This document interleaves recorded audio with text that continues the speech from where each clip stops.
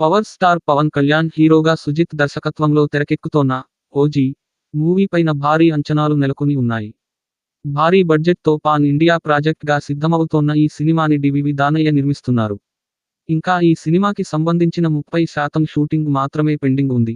Pawan Kalyan కెరియర్లోనే highest expectations ఈ cinema పైన ఉన్నాయి. అయితే పవన్ రాజకీయ కార్యకలాపాల కారణంగా ఈ మూవీ షూటింగ్ వాయిదా పడింది. మరల రీసెంట్ గా సుజిత్ మూవీ షూటింగ్ స్టార్ట్ చేశారు. Harihara Veeramallu movie shooting final stage లో ఉంది. దీని తర్వాత ఓజీ మూవీ రెగ్యులర్ షూటింగ్ లో పవన్ కళ్యాణ్ జాయిన్ అవుతారు.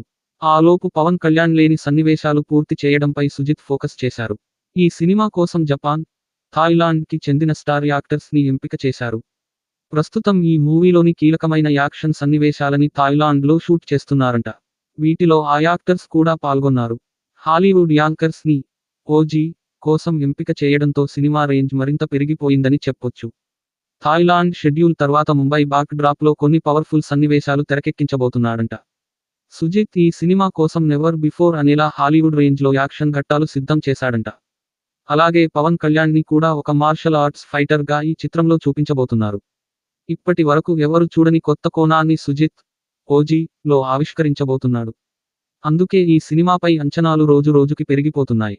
ఈ మూవీలో ప్రియాంక అరుళ్ మోహన్ హీరోయిన్ గా నటిస్తోంది. ఇమ్రాన్ హష్మీ ప్రతినాయకుడిగా చేస్తున్నారు.